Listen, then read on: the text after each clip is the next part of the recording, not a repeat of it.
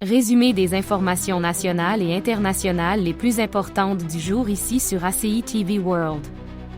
Avec sa présentatrice Angélica Sifuente. Les tarifs douaniers de Trump arrivent. Où les Canadiens pourraient-ils être les premiers à être victimes de licenciements? L'Ontario, le cœur industriel du Canada, serait l'un des secteurs les plus touchés. Le premier ministre de l'Ontario, Doug Ford, a prévenu que ces tarifs pourraient détruire jusqu'à 500 000 emplois dans la province, affectant plusieurs industries clés. Le gouvernement canadien envisage également diverses mesures de rétorsion, dont un éventuel embargo sur les exportations de pétrole vers les États-Unis. Le Canada est l'un des principaux producteurs mondiaux de pétrole, avec une production quotidienne de 5,3 millions de barils en 2024, dont près de 80% sont exportés vers les États-Unis. Trump dit qu'il veut que le pipeline Keystone XL soit construit. Le président Donald Trump a fait part de son intention de relancer le projet d'oléoduc Keystone XL, initialement proposé en 2008 pour transporter le pétrole des sables bitumineux de l'Alberta, au Canada, vers des raffineries aux États-Unis. Ce projet a été annulé en 2021 lorsque le président de l'époque, Joe Biden, a révoqué le permis nécessaire à sa construction. Trump a exhorté l'entreprise de construction d'origine, TC Energy, désormais connue sous le nom de Southbow Energy, à redémarrer et à achever l'oléoduc, offrant un processus d'approbation réglementaire plus simplifié. L'oléoduc Keystone XL, conçu pour transporter 830 000 barils de pétrole brut par jour de l'Alberta au Nebraska, a fait face à une forte opposition de la part des écologistes, des propriétaires fonciers et des tribus amérindiennes, ce qui a retardé sa réalisation. Bien que Trump ait approuvé le projet en 2017, les contestations judiciaires ont persisté, aboutissant à la révocation du permis par Biden dans le cadre de son engagement en faveur d'une énergie plus propre.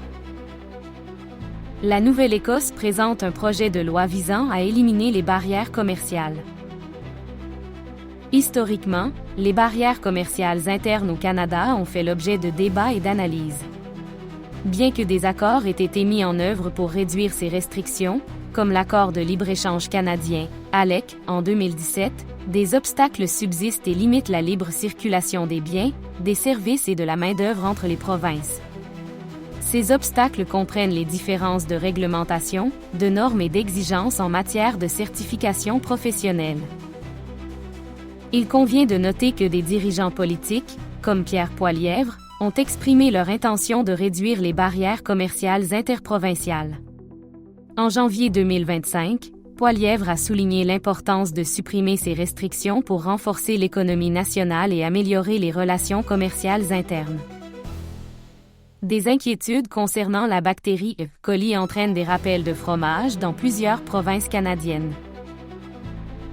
L'Agence canadienne d'inspection des aliments, ACIA, a récemment émis un avis de rappel de certains fromages de marque Jean Perrin en raison d'une possible contamination par la bactérie pathogène Escherichia coli, E. coli.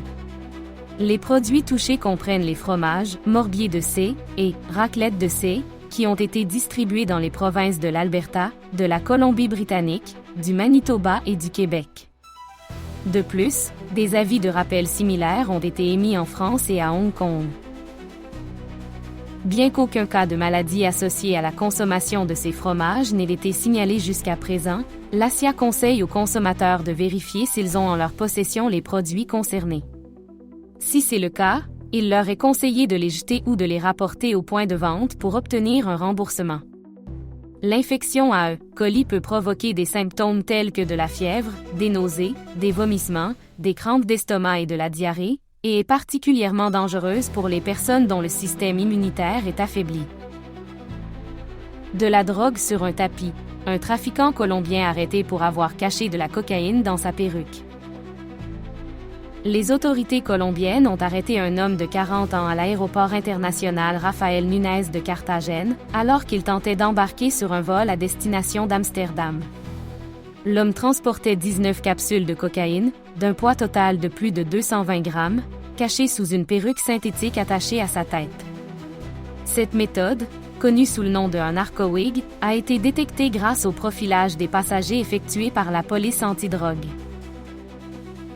Votre avis compte. Abonnez-vous et suivez-nous sur nos plateformes Facebook, YouTube et TikTok, ainsi que sur ACI TV World. Pour être toujours informé des actualités les plus importantes et des analyses approfondies.